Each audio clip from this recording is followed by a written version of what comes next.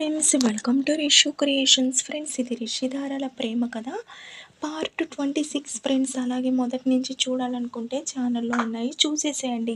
ఇక కథలో అయితే రిషి వస్తార కోసం తీసుకొచ్చిన ఆ లెహెంగా జోలిని అయితే గిఫ్ట్గా వస్తార చేతికిచ్చి నేను వెళ్ళిన తర్వాత చూడమని అయితే అంటాడు.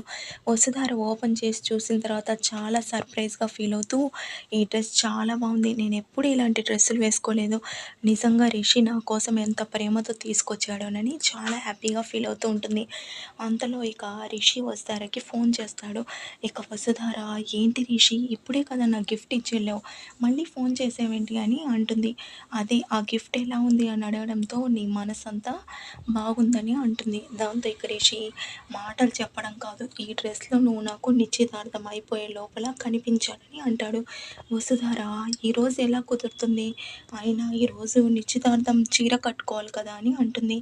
చీర కట్టుకోవాలి నిజమే, కానీ ఈ డ్రెస్ కూడా నువ్వు వేసుకొని నాకు కనిపించాలి, అది ఎలా చేస్తామో నీ ఇష్టమని అంటాడు. ఆ తర్వాత ఇక నిశ్చితార్థానికి మొత్తం ఏర్పాట్లు చేసి స్టేజి పైన వసుధారని రిషిని అయితే కూర్చోబెడతారు. ఇక ఇద్దరికైతే కూర్చోబెట్టి ఇక వాళ్ళు తీసుకొచ్చిన శారీని అయితే వసుధారకైతే చాలా కట్టి అందంగా రెడీ చేస్తారు. ఇక రిషి వసు అందరి సమక్షంలో ఒకరినొకరు ఉంగరాలు అయితే మార్చుకుంటారు. ఆ తర్వాత అక్కడున్న వాళ్ళు చాలా హ్యాపీగా ఫీల్ అవుతూ, ఈడు చూడు చాలా బాగుంది కదా, అయినా ఈ రిషి లాంటి అబ్బాయి వసుధార లాంటి పల్లెటూరు అమ్మాయిని చేసుకుంటున్నాడంటే నిజంగానే చాలా గ్రేట్ అని ఊర్లో వాళ్ళందరూ మాట్లాడుకుంటూ ఉంటారు. అలాగే వసుధార చాలా అదృష్టవంతురాలని చెప్పి చెప్పుకుంటూ ఉంటారు. ఇక నిశ్చితార్థం వేడుక మొత్తం బాగా జరుగుతుంది. ఇక ఉంగరాలు అదంతా మార్చుకున్న తర్వాత ఫొటోస్ అవన్నీ అయితే దిగుతారు.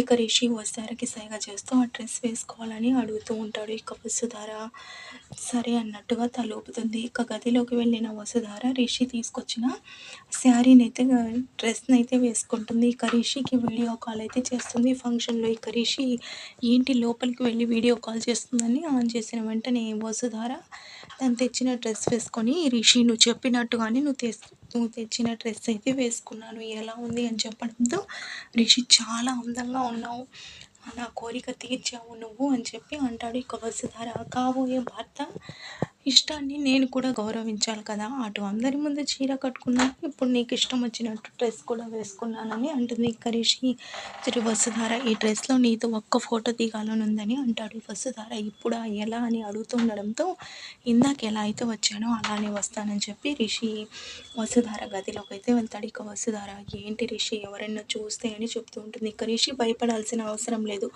ఈ రోజుతో మనకు నిశ్చితార్థం అయిపోయింది కదా అని చెప్పి ఇక వసుధార దగ్గరికి వెళ్ళి ఇక వసుధార భుజం పైన చేయి వేస్తాడు. ఇక వసుధార, ఏంటి రిషి ఇది అని అడుగుతూ ఉండగా, వసుధార ఫోటో దిగాలి కదా, అయినా మనల్ని తప్పుగా ఎవరు అనుకోలే అని చెప్పి ఇక ఇద్దరు చాలా స్టిల్స్లో అయితే ఫొటోస్ అయితే దిగుతారు. ఆ ఫొటోస్ని చూసుకుంటూ రిషి, ఈ ఫొటోస్ మన పెళ్ళేంత వరకు రోజు చూసుకుంటూ నీ జ్ఞాపకంగా పెట్టుకుంటాను, ఎలాగో నువ్వైతే రోజు సిటీకి రాలేము, నేను కూడా ఈ ఊరికి రాలేను కదా అని చెప్తుండడంతో వసుధార చాలా హ్యాపీగా ఫీల్ అవుతూ ఎమోషనల్ అవుతుంది. ఇక రిషి, ఏంటి వసుధార ఇంత ఎమోషనల్ అవుతున్నావు అని చెప్పడంతో, ఇదంతా నాకు కలలా అనిపిస్తుంది రిషి, నిజంగానే మన ఇద్దరం పెళ్లి చేసుకోబోతున్నామా అని అంటుంది. ఇక రిషి, ఏంటి పిచ్చి వసు, ఇంతమందిలో మనం ఇద్దరం ఉంగరాలు మార్చుకున్నాం, నిశ్చితార్థం కూడా అయింది, ఇక మనల్ని ఎవ్వరూ విడదీయలేరు, అలాగే ఇక మీదట మీ నాన్న కూడా మనం కలుసుకున్నాం తప్పుగా అయితే అనుకోరు, నేను అప్పుడప్పుడు వస్తూ ఉంటాను కదా అని చెప్పి అంటాడు. దాంతో వసుధార సరే రిషి అని చెప్పి ఇక చాలా హ్యాపీగా అయితే ఫీల్ అవుతూ అయితే ఉంటుంది.